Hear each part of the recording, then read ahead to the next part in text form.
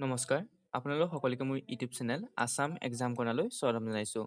Assam university 2024 বৰ্ষৰ যি PG admission আছে তাৰ অনলাইন প্ৰচেছটো মই আজি আপোনালোকক দেখুৱাম। অনলাইন আবেদন কৰিবৰ কাৰণে আপোনালোকে আছাম ইউনিভাৰ্চিটিৰ যিটো মেইন ৱেবছাইট আছে তাত যোৱাৰ পিছত ওপৰতে আপোনালোকে এডমিশ্যন বুলি দেখিব, তাত ক্লিক কৰিলে হ'ল। নহ'লে যিটো লিংক আপোনালোকে দেখিছে ausexamination.ac.admission. এনেকৈ মাৰি দিলে ডাইৰেক্ট এই পেজটোলৈ আপোনালোক লৈ আহিব। গুগলত এই লাইনটো যেনেকৈ আছে তেনেকৈ আপোনালোকে মাৰি দিব, তেনেকৈ মাৰি দিয়াৰ পিছত অট'মেটিক আপোনাক এই পেজটোলৈ লৈ আহিব। ইয়াত আপোনালোকৰ কি কোৰ্চ তেওঁলোকে অফাৰ কৰে বা কি কোৰ্চৰ অনলাইন আবেদন চলি আছে সকলো দেখুৱাই দিছে, ইয়াত দেখুৱাই দিয়া হৈছে। গতিকে আপোনালোকে যিটোত ইম্পৰ্টেণ্ট হয় বা যিটোত এপ্লাই কৰিম বুলি ভাবিছে আপোনালোকে যিকোনো এটা ক্লিক কৰি যিটো এপ্লাই কৰিম ভাবিছে তাতে ক্লিক কৰি আপোনালোকে এপ্লাই কৰিব পাৰে। UG, FY, PGP, CUT এইবোৰ পিছত আহিব, এইবিলাক তেনেকৈ ভাগ কৰি দিয়া হৈছে। পষ্ট গ্ৰেজুৱেট প্ৰগ্ৰেমৰ কাৰণে ইয়াত ক্লিক সেইটো এপ্লাই। তাৰ আগতে মই আপোনালোকক নটিচখন জনাই লওঁ, যিখন পষ্ট গ্ৰেজুৱেট কোৰ্চ আছে। আচলতে আপোনাৰ যিটো পষ্ট গ্ৰেজুৱেট এডমিশ্যন আছে, পষ্ট গ্ৰেজুৱেট যিটো এডমিশ্যন হয় সেইটো CUET থ্ৰুদি হয়, অৰ্থাৎ আপোনালোকৰ পষ্ট গ্ৰেজুৱেটৰ কাৰণে কোনো ধৰণৰ এণ্ট্ৰেঞ্চ এক্সাম অনুষ্ঠিত নহয়। যিসকল ছাত্ৰ ছাত্ৰীয়ে CUET দিছিলে, কমন ইউনিভাৰ্চিটিৰ এণ্ট্ৰেঞ্চ টেষ্ট দিছিলে, তেওঁলোকে এপ্লাই কৰিব পাৰিব, বাকী কোনো এপ্লাই কৰিব নোৱাৰি। আছাম ইউনিভাৰ্চিটিৰ এইটোৱে নিয়ম যে তেওঁলোকে কোনো ধৰণৰ এক্সট্ৰা এণ্ট্ৰেঞ্চ এক্সাম নাপাতে, CUET যোগেদি আপোনালোকে এডমিশ্যন ল'ব পাৰিব। যিসকল ছাত্ৰ ছাত্ৰীয়ে CUET দি থৈছিলে তেওঁলোকৰ মাৰ্কছৰ ওপৰত ভিত্তি কৰি পষ্ট গ্ৰেজুৱেটত মেৰিট লিষ্ট প্ৰিপেৰেশ্যন কৰা হ'ব, যিসকলে এপ্লাই কৰিব। গতিকে পষ্ট গ্ৰেজুৱেট কোৰ্চৰ যিখন নটিফিকেশ্যন আছে সেইখিনি আপোনালোকক মই দেখুৱাব বিচাৰিছোঁ। ইয়াতে ক্লিক কৰিব, ক্লিক কৰাৰ পিছত আপোনালোকে এই নটিফিকেশ্যন দেখিব। ইয়াত দেখিছে, ইয়াত আপোনালোকৰ উল্লেখ কৰা আছে যে এইটো অকল CUT কাৰণেহে। এইটো ওপৰতে উল্লেখ কৰা আছে যে থ্ৰু CUET। কি কোৰ্চ আছে? Arabic, Bengali, economics, education, English, Hindi, history, linguistic, Manipuri, political science, journalism and mass communication, philosophy, Sanskrit, sociology and Urdu. তাৰপিছত ছায়েন্সৰ ক্ষেত্ৰত আছে biotechnology, chemistry, ecology and environmental science, art science, life science, bioinformatics, mathematics, microbiology, physics, statistics and computer science. PG বেলেগ course আছে এইবিলাক। গতিকে আপোনালোকৰ এইবিলাকক যিসকল ছাত্ৰ ছাত্ৰীয়ে CUET দিছিলে তেওঁলোকে এই কোৰ্চবোৰৰ কাৰণে এপ্লাই কৰিব পাৰিব, আছাম ইউনিভাৰ্চিটি পঢ়িব বিচাৰে যদি। ডিপ্ল'মা কোৰ্চো আছে, ডিপ্ল'মা কোৰ্চবিলাকো ইয়াত চাব পাৰি। এইবিলাক ডিপ্ল'মা কোৰ্চ, চাৰ্টিফিকেট কোৰ্চ আছে। তাৰপৰা দুটা কেম্পাছ আছে, যিহেতু এটা শিলচৰ কেম্পাছত আছে, এটা শিলচৰ কেম্পাছটো হেডকোৱাৰ্টাৰ হয়, আৰু এটা আছে ডিফু কেম্পাছ। ডিফু কেম্পাছত কি আছে? মাষ্টাৰ অফ আৰ্টছৰ Assamese, English, Hindi, history, political science, চায়েন্সত life science and bioinformatics, physics, art চায়েন্সৰ geography, anthropology, master of commerce. এইখিনি জেনেৰেল ইনফৰমেশ্যনখিনি দিয়া হৈছে। তাৰপিছত কৈছে যে candidate required to apply online through the portal. তাৰপিছত payment for the above course payment 1000 for general and OBC student. অৰ্থাৎ যিসকল ষ্টুডেণ্ট জেনেৰেল OBC পৰা আহে তেওঁলোকৰ কাৰণে 1000 পে'মেণ্ট হ'ব, যিটো এপ্লিকেশ্যন ফৰ্মত দিবলগীয়া হোৱাটো। তাৰপিছত OBC নন ক্ৰিমিয়াৰ কাৰণে 900 টকা, EWCৰ কাৰণে 900 টকা, বাকী SC, ST, PWDৰ কাৰণে 800 টকা। অনলাইন পে'মেণ্ট দিব লাগিব যেতিয়া আপোনালোকে লাষ্টত যেতিয়া ফৰ্মখন ছাবমিট কৰিব। তাৰপিছত এইখিনি উল্লেখ কৰিছে PG কোৰ্চ। তাৰপিছত কৈছে from Assam university or any other recognise university along with a valid CUET score may apply for admission into PG course. অৰ্থাৎ যিসকল ছাত্ৰ ছাত্ৰী CUET দি থৈছে তেওঁলোকে এপ্লাই কৰিব পাৰিব। ইয়াত আপোনালোকৰ CUET PG স্ক'ৰ কাৰ্ড লাগিব বুলি উল্লেখ কৰিছে। তাৰপিছত টাইমলাইনখিনি চাব পাৰে। 18 মে'ৰ পৰা অনলাইন আবেদন চলিছে, 18 জুনলৈকে চলিব, অৰ্থাৎ এমাহ সময় দিছে। তাৰপিছত 18 পৰা 22 জুনত ভেৰিফিকেশ্যন কৰিব কলেজে, ডিপাৰ্টমেণ্টবিলাকে। তাৰপিছত 25 জুনৰ দিনা প্ৰথমখন মেইল লিষ্ট পাব্লিছ কৰা হ'ব। তাৰপিছত 25 জুনৰ পৰা 1 জুলাইৰ ভিতৰত payment and admission fees through log in into. তাৰপিছত পে'মেণ্ট আৰু 1 জুলাইৰ দিনা আপোনালোকৰ সেইদিনা এডমিশ্যনে হ'ব আৰু লগতে পে'মেণ্টটো কৰিব লাগিব। তেনেকৈ আপোনালোকৰ টাইমলাইনখিনি দি দিয়া হৈছে। তাৰপিছত এতিয়া মই আপোনালোকক যিটো অনলাইন প্ৰচেছ আছে সেই প্ৰচেছটো দেখুৱাই দিওঁ। ইয়াত আপোনালোকে অনলাইন আবেদন কৰিবৰ কাৰণে এপ্লিকেণ্টত লগ ইন কৰিব। লগ ইন কৰাৰ পিছত ইয়াত আপোনালোকৰ প্ৰথম আপোনালোকে নিউ চাইন আপ কৰিব লাগিব। যিসকল ছাত্ৰ ছাত্ৰী নতুনকৈ আহিছে তেওঁলোকে নতুনকৈ এটা ক্ৰিয়েট একাউণ্ট কৰি ল'ব লাগিব। ক্ৰিয়েট একাউণ্টটো কৰাৰ পিছত আপোনালোকৰ সন্মুখত এনেকৈ ইনষ্ট্ৰাকশ্যন আহিব, এইখিনি পঢ়ি চাব। পঢ়াৰ পিছত আই হেভ ৰিড দ্য ইনষ্ট্ৰাকশ্যন কৰি আপোনাৰ নামটো দিব লাগিব। মিডল নেমটোত থাকিলে দিব পাৰে, নাথাকিলে নাই। ফাৰ্ষ্ট নেমত আপোনাৰ নামটো, লাষ্ট নেমত উপাধিটো, ডেট অফ বাৰ্থটো ডেটটো উল্লেখ কৰিব, মান্থটো উল্লেখ কৰিব, ইয়েৰটো উল্লেখ কৰিব। এডমিশ্যনটো অৰ্থাৎ আপুনি কোনটোত এডমিশ্যন ল'ব বিচাৰিছে, ইয়াত গোটেই কৰ্চখিনি আছে, গতিকে আপোনালোকে এবাৰ চাই ল'ব। ইয়াৰ পৰা আপোনালোকে MA MSc যিটোৱে এপ্লাই কৰিব বিচাৰিছে আপোনালোকে ইয়াত চাই ল'ব। মই MA MSc দুখন যিহেতু, গতিকে MA MSc MCom MSW journalism and mass communication click কৰিছোঁ। ইমেইল এড্ৰেছ দিব, মোবাইল নম্বৰ দিব।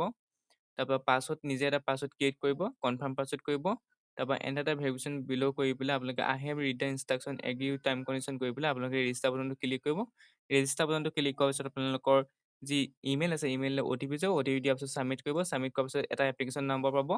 এপ্লিকেশ্যন নাম্বাৰটো দি পেলাই আপোনালোকে কি কৰিব লাগিব, ইয়াত আহি আপোনালোকে লগইন কৰিব লাগিব। ইয়াত এপ্লিকেশ্যন নাম্বাৰটো দিব লাগিব, তাৰপিছত ইয়াত পাছৱৰ্ডটো দি আপোনালোকে চাইন ইন কৰিব লাগিব। লগইন কৰাৰ পিছত আপোনালোকৰ সন্মুখত এনেকৈ আহিব। প্ৰথম আহিব কেণ্ডিডেট ডেছবৰ্ড আৰু বেছিক ইনফৰমেশ্যনখিনি আপোনালোকে পোৱাব লাগিব। ইয়াত পাৰ্চনেল ইনফৰমেশ্যন আছে। গোটেই পাৰ্চনেল ইনফৰমেশ্যনখিনি আপুনি ৰেজিষ্ট্ৰেশ্যন কৰোঁতে যিখিনি দিছিলে সকলো ইয়াত শ্ব' কৰিব। ইয়াত আপোনালোকে চাব আপোনাৰ নাম, জেণ্ডাৰ, ডেট অফ বাৰ্থ সকলো শ্ব' কৰিব। আপোনালোকে এইখিনি যিখিনি ফিল আপ হৈ থকা নাই সেইখিনি ফিল আপ কৰিব। জেণ্ডাৰ চিলেক্ট কৰিব, মেল নে ফিমেল চিলেক্ট কৰিব। তাৰপিছত আপোনালোকৰ ডেট অফ বাৰ্থটো থাকিবই। তাৰপিছত আহিলে আপোনালোকৰ ৰিলিজনটোৰ পৰা চুজ কৰিব যি ৰিলিজন হয়। তাৰপিছত কেটেগৰীটো চিলেক্ট কৰিব। জেনেৰেল হ'লে জেনেৰেল, EWS হ'লে EWS, OBC, ক্ৰিমিলিয়া, নন ক্ৰিমিলিয়া দুইটাই আছে। ক্ৰিমিলিয়া হ'লে ক্ৰিমিলিয়া, নন ক্ৰিমিলিয়া হ'লে ক্ৰিমিলিয়া চিলেক্ট কৰিব। তেনেকৈ যিকোনো এটা আপোনাৰ যিটো হয় সেইটো আপুনি কেটেগৰী চিলেক্ট কৰিব। এনুৱেল ফেমিলি ইনকাম, ঘৰৰ ফেমিলি ইনকাম কিমান এইটো দিব। 1,00,000 যিমান হয় আপোনালোকৰ ইনকাম চাৰ্টিফিকেট নাই যদি উলিয়াই ল'ব। যদি আগতে ইনকাম চাৰ্টিফিকেট আছে তাৰ পৰা ভিত্তি কৰি দিব। ব্লাড গ্ৰুপটো চুজ কৰিব। মেৰিটেল ষ্টেটাছটো চিলেক্ট কৰিব। মেৰিট নে আনমেৰিড আপুনি সেইটো উল্লেখ কৰিব। তাৰপৰা do you belong to PWD category এইটো হয় নি সুধিছে। যদি হয় য়েছ ক'ব, নহ'লে আপোনালোকে ন' বুটামটোতে ৰাখিব।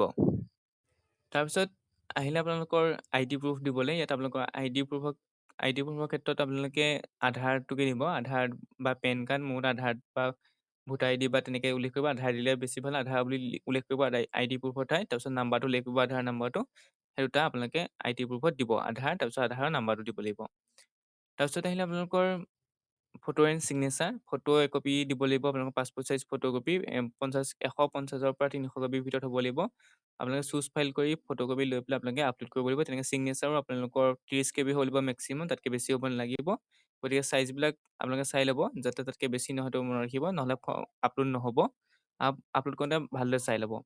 তাৰপিছত এড্ৰেছ আহিছে, পাৰ্মানেণ্ট এড্ৰেছ আৰু প্ৰেজেণ্ট এড্ৰেছ। প্ৰথম যদি পাৰ্মানেণ্ট এড্ৰেছটো ছেম হয় তেতিয়া আপোনালোকে প্ৰেজেণ্ট এড্ৰেছটো নিলিখিলেও হ'ব, তেতিয়া ছেম এজ পাৰ্মানেণ্ট কৰি দিলে আপোনালোকৰ হৈ যাব।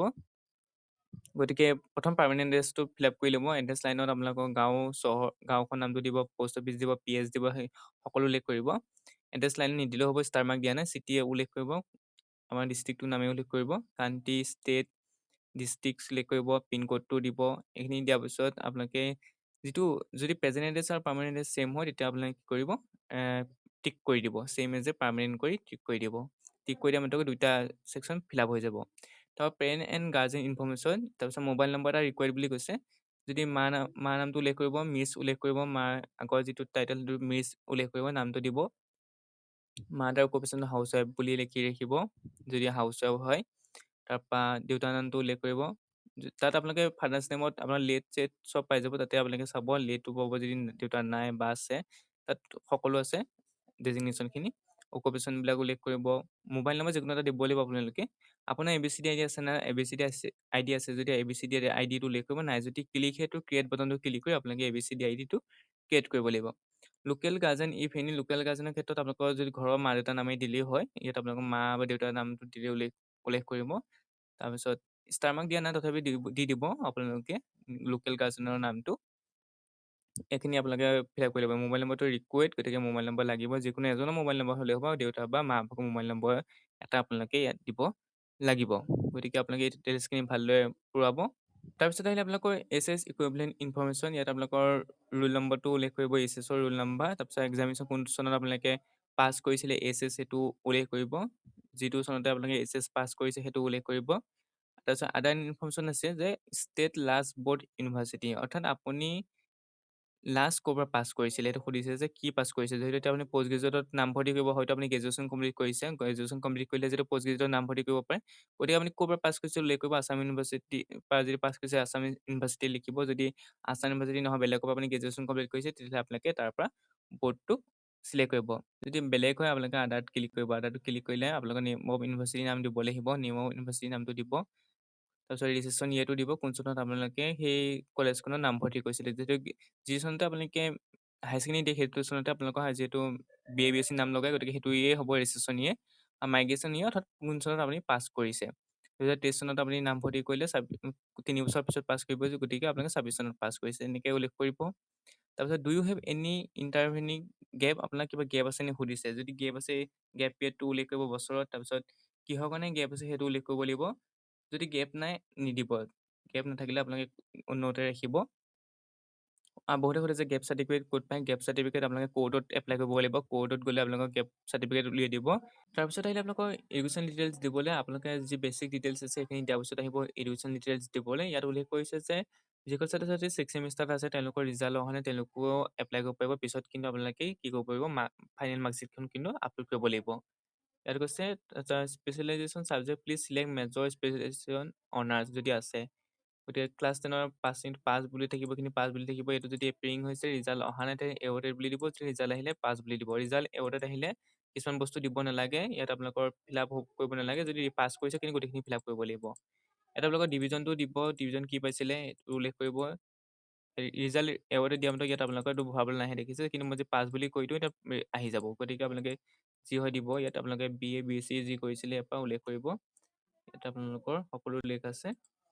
তাৰপৰা গেট পইণ্ট এইটো আপোনালোকে ফাৰ্ষ্টে দি থব। ফুল মাৰ্কছ কিমান থাকে? আমাৰ 600 থাকে, আমাৰ হেৰিয়ত 500 থাকে।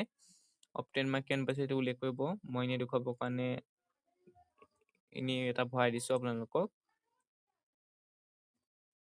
আপোনালোকৰ অট'মেটিক পাৰ্চেণ্টেজটো লৈ লয়। ইয়াৰ পাছিংটো কিমান হ'ব আপোনালোকৰ ইয়াত আপোনালোকে নিজে চাই ল'ব। মই দেখুৱাবৰ কাৰণে এনেই এটা ভৰাই দিছোঁ। এইটো আপোনালোকৰ এৱাৰ্ডেড হৈ আছে, গতিকে চিলেক্ট নাহে দেখিছে। নেম অফ ইনষ্টিটিউট দি দিব। মই এনেই XYZ লিখি দিছোঁ আপোনালোকৰ কাৰণে। ইয়াত আপোনালোকে নিব। নেম অফ দ্য বৰ্ড আমাৰ চেবা থাকে SLC ক্ষেত্ৰত, আৰু হাইয়াৰ ক্ষেত্ৰত আছাম হায়াৰ ছেকেণ্ডেৰী থাকে। ইজ লাষ্ট ইউনিভাৰ্চিটি ন, এইটো য়েছ ক'ব। যদি লাষ্ট ইউনিভাৰ্চিটি হয় এখন আপোনাৰ, যিহেতু আপুনি গ্ৰেজুৱেশ্যন পাছ কৰাতে লাষ্ট ইউনিভাৰ্চিটি হয়, গতিকে এইটো য়েছ ক'ব। ডিগ্ৰী টাইপটো কি আছে? অনাৰ্ছ আছিল নে জেনেৰেল আছিল? যদি অনাৰ্ছ ছাবজেক্ট দিব। তাৰপৰা ছাবজেক্ট আপোনাৰ মেজৰটো কি লৈছিলে, কিহত আছিলে এইটো সুধিছে, গতিকে উল্লেখ কৰিব। অনাৰ্ছ পাৰ্চেণ্টেজ কিমান সেইটো উল্লেখ কৰিব। Paper subject 1, paper 2, paper 3, subject combination mention this required for selection. অৰ্থাৎ subject combination mention this required for selection. অৰ্থাৎ আপোনালোকৰ 3খন পেপাৰ দিবলৈ কৈছে চিলেকশ্যনৰ কাৰণে। ইয়াত আপোনালোকে উল্লেখ কৰিব 3খন ছাবজেক্ট। মই এখন দিছোঁ জুলজি, তাৰপৰা তেনেকৈ আপোনালোকে দিব পাৰে। ইয়াতে আপোনালোকে বটানী আৰু ধৰি লওক কেমেষ্ট্ৰি, তেনেকৈ কম্বিনেশ্যন দিব পাৰিব 3খন ছাবজেক্ট। যাতে কৈছে মেনশ্যন দিছ ৰিকুৱাৰ্ড ফৰ চিলেকশ্যনৰ কাৰণে হয়তো আপোনাৰ ইয়াৰ পৰা ল'ব, অৰ্থাৎ ইয়াৰ পৰা যিকোনো এখনত আপুনি চিট পাব পাৰে, তেনেকুৱা ধৰণৰ কথা। মানে ইয়াত হয়তো 3খনৰ এটা কম্বিনেশ্যন কৰি আপোনাৰ হয়তো যি 3খন আপুনি হয়তো এণ্ট্ৰেঞ্চৰ সময়ত হয়তো 3খন নে 3খন ছাবজেক্ট আপোনাক চুজ কৰিবলৈ দিয়ে COT দিওঁতে, তেতিয়া আপোনালোকক সেই মাৰ্কছৰ ভিত্তি কৰিয়ে মেৰিট লিষ্ট প্ৰিপেয়াৰ যিটো কৰা হ'ব, তেনেকৈ আপোনালোকৰ ইয়াৰ পৰা সেই 3খন ছাবজেক্ট দিব যিটো COT দিছিলে। ইয়াত আপোনালোকৰ এইখিনি দিব। ইয়াত আপোনালোকৰ চিলিকেটো নাহে, এইখিনি বাকীখিনি আপোনালোকে ফিল আপ কৰিব জানে। ইনষ্টিটিউটখন নাম দিব, ইউনিভাৰ্চিটিখন নামটো, নেম অফ দ্য ইউনিভাৰ্চিটি চেমেই হ'ব আপোনালোকৰ। ইয়াত ইনষ্টিটিউট মানে আপোনালোকৰ কলেজখনৰ নামটো দিব। ইয়াত বৰ্ডটোৰ নাম দিব, তাৰপৰা য়েছ ক'ব। মোৰতে এই 3টা ছাবজেক্ট যে ভৰাবলৈ যে কৈছে, পেপাৰ 1, পেপাৰ 2, পেপাৰ 3, আপোনালোকৰ এইকেইটা হয়তো চিলেকশ্যনৰ কাৰণে বিচাৰিছে হয়তো। এইটো আপোনালোকৰ COT যদি চিলেক্ট কৰিবলৈ দিছিলে ছাবজেক্ট 3খন নে 4খন, হয়তো মোৰ COTত চিলেক্ট কৰিবলৈ দিয়ে, এইটো মই পাহৰিছোঁ। আপোনালোকে হয়তো জানিব। যদি চিলেক্ট কৰিব দিছিলে 3খন নে 4খন ছাবজেক্ট, তেতিয়াহ'লে সেই 3খন 4খন ছাবজেক্টে দি দিব। নহ'লে যদি আপোনালোকৰ চিলেক্ট কৰিবলৈ দিয়া নাছিলে, তেতিয়াহ'লে আপোনালোকে 3খন ছাবজেক্টে দিব পাৰে। যি পাছ কৰ্চ লৈছিলে বা মাইনৰ লৈছিলে সেইখিনি উল্লেখ কৰিব পাৰে। যি পঢ়িছিলে সেইখিনি কথা উল্লেখ কৰিব পাৰে। অৰ্থাৎ ধৰি লওক জুলজি মেজৰ লৈ পঢ়িছিলে বা অনাৰ্ছ লৈ পঢ়িছিলে, হয়তো আপুনি মাইনৰ বটানী ল'ব পাৰে বা পাছ কৰ্চ বটানী ল'ব পাৰে। তেনেকৈ আৰু এখন হয়তো পঢ়িছিল, তেনেকৈ সেইটো উল্লেখ কৰিব। 3খন ছাবজেক্ট যিহেতু চুজ কৰিব দিছে, চুজ কৰি এইখিনি কৰাৰ পিছত আপোনালোকে কি কৰিব, এড কৰিব নালাগে, এনেকৈ থৈ দিব। তাৰপিছত 12 ইকুইভেলেণ্ট ক্লাছ পেপাৰ ডিটেইলছ, 12 আপোনালোকৰ দিবলৈ কৈছে। ইয়াত আপোনালোকৰ 12ৰ 6টা ছাবজেক্টে ভৰাব লাগিব। গতিকে 12ৰ 6টা ছাবজেক্ট আপোনালোকে ভৰাব। ইয়াত আপোনালোকৰ প্ৰথম আমাৰ কি আহিব, 12 ক্ষেত্ৰত আমাৰ আছামিজ আহিব, তাৰপিছত আহিব ইংলিছ, তেনেকৈ আপোনালোকে ইয়াৰ পৰা দিব ইংলিছ। তাৰপৰা 12ত আমাৰ কি থাকে, ছায়েন্সৰ হ'লে ছায়েন্সৰ ছাবজেক্ট, আৰ্টছৰ হ'লে আৰ্টছৰ ছাবজেক্ট, এইখিনি আপোনালোকে দিব। তাৰপিছত আহিলে আপোনালোকৰ 5 নম্বৰত আমাৰ কি থাকে, যি লয় আপোনালোকে সেইটো আপোনালোকৰ ডিপেণ্ড কৰিব।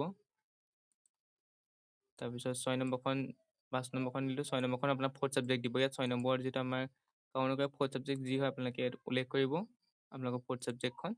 তাৰপিছত ইয়াত মাৰ্কছখিনি দিবলৈ কৈছে। আপোনালোকে টোটেল মাৰ্কছ কিমান থাকে, আমাৰ 100 থাকে। মাৰ্কছ অফ কিমান কৰিছিলে সেইটো উল্লেখ কৰিব। তেনেকৈ ইংলিছত 100 থাকে, গতিকে 100 আপোনালোকে ইয়াত ফিল আপ কৰি 100 দিব। এইখিনি আপোনালোকে ফিল আপ কৰিব তেনেকে। তাৰপৰা do you have a CUET score এইখিনি দিয়াৰ পিছত আপোনালোকে ছেভ ইন নেক্সট বুটামটোত ক্লিক কৰিব লাগিব। তাৰপিছত আহিলে আপোনালোকৰ আপলোড ডকুমেণ্ট ক্ষেত্ৰত ক্লাছ 10ৰ মাৰ্কশ্বিটৰ যিখন মাৰ্কশ্বিট আছে তাৰ ফ্ৰণ্টটো দিব লাগিব। এড ইমেজত ক্লিক কৰি আপোনালোকে ক্লাছ 10ৰ যিটো ফ্ৰণ্ট পেজ আছে য'ত মাৰ্কছ উল্লেখ থাকে সেইটো পেজ দিব লাগিব। তাৰপিছত ক্লাছ 10ৰ মাৰ্কশ্বিটৰ বেকটো দিব লাগিব, যদি খালী থাকে খালী থকা পেজটো আপোনালোকে আপলোড কৰিব লাগিব। কিন্তু এইটো আপোনালোকৰ ফটো দিব লাগিব 150ৰ পৰা 300 কবিৰ ভিতৰত। গতিকে মাৰ্কশ্বিটখনৰ প্ৰথমটো ফ্ৰণ্ট অৰ্থাৎ য'ত মাৰ্কছবোৰ উল্লেখ থাকে, বেকটো যিটো আমাৰ খালী থাকে সাধাৰণতে সেইটো উল্লেখ কৰিব লাগিব। তেনেকে ক্লাছ 10ৰ পাছ চাৰ্টিফিকেটখন উল্লেখ কৰিব লাগিব 3 নম্বৰ। তাৰপিছত ক্লাছ 12ৰ মাৰ্কশ্বিটৰ ফ্ৰণ্টটো প্ৰথম আপলোড কৰিব লাগিব। ক্লাছ 12ৰ মাৰ্কশ্বিটৰ বেকটো দিব লাগিব তেনেকে। আকৌ ক্লাছ 12ৰ পাছ চাৰ্টিফিকেটখনো উল্লেখ কৰিব লাগিব।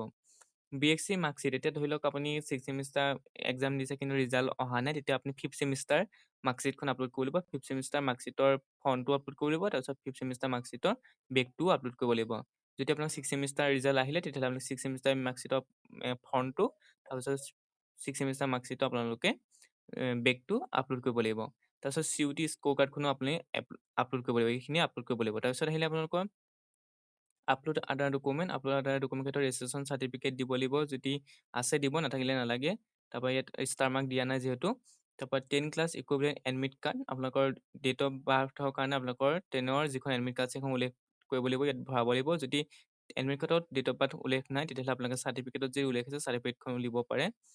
প্ৰুফ অফ আইডি, যে মই দিছিলোঁ আপোনালোকৰ আধাৰ বুলি যে লিখিছিলোঁ, তাত আধাৰ কাৰ্ডখন ইয়াত আপোনালোকে আপলোড কৰিব লাগিব।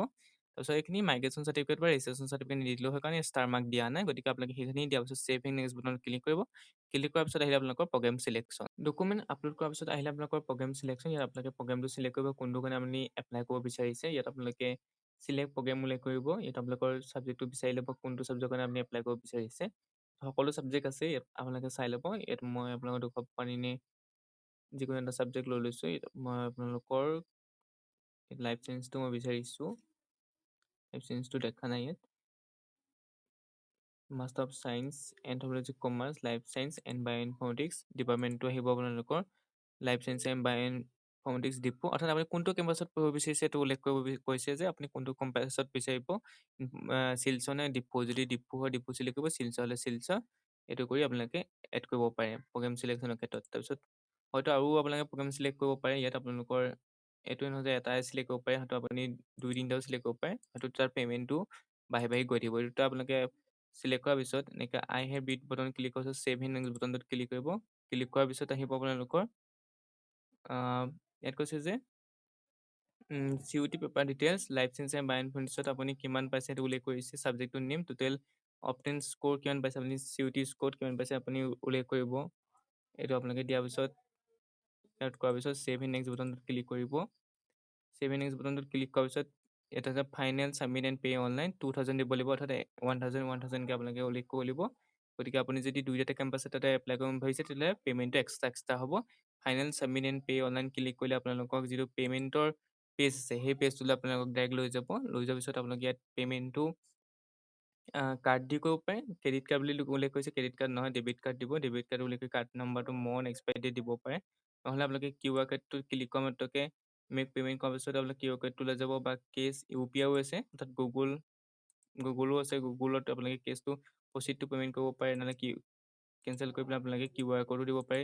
QR কোডটো হয়তো ইয়াত শ্ব' কৰিব চাগে মোৰ মতে। ইয়াত আপোনালোকে এনেকৈ কৰাৰ পিছত হয়তো যিটো QR কোড আছে সেই QR কোডটো ইয়াত শ্ব' কৰি যাব হয়তো চাগে। QR কোড দিয়াৰ পিছত তাৰপিছত আপোনালোকৰ যিটো গুগল পে' আছে বা যি আছে আপোনালোকৰ সেইটো দিয়াৰ পিছত আপোনালোকে ডাইৰেক্ট গুগল পে'ত এনেকৈ QR কোডটো ওলোৱাৰ পিছত গুগল পে'ৰ পৰা ডাইৰেক্ট স্কেন কৰি আপোনালোকে পে'মেণ্টটো কৰিব পাৰিব। ইয়াত দিছে ক্লিক হেয়াৰ টু স্কেন এটা ওলাই আছে। ইয়াত আপোনালোকৰ ক্লিক কৰি দিয়া মাত্ৰকে পে'মেণ্টটো এনেকৈ আপোনালোকে গুগল পে'ৰ পৰা ডাইৰেক্ট দি পেলাই পে'মেণ্টটো কৰিব পাৰিব। যেতিয়ালৈকে আপোনালোকে ৰখি থাকিব পে'মেণ্টটো কৰাৰ পিছত বেক কৰি নিদিব। পে'মেণ্টটো কৰালৈকে ৰখি থাকিব, যেতিয়ালৈকে ইয়াত অট'মেটিক ৰিফ্ৰেছ নহয় তাৰ পেজটো, তেতিয়ালৈকে আপোনালোকে ৱেইট কৰিব। কিন্তু আপোনালোকে নিজেই কেঞ্চেল কৰি নিদিব। গুগল পে'টো ওলোৱাৰ পিছত এনেকৈ স্কেন কৰিব। স্কেন কৰাৰ পিছত আপোনালোকৰ পে'মেণ্ট কৰাৰ পিছত অট'মেটিক পেজটো ৰিলোড হৈ যাব, এটা ছাকচেছ বুলি দেখুৱাই দিব। ইয়াত এনেকৈ আপোনালোকে এপ্লাই কৰিব লাগিব।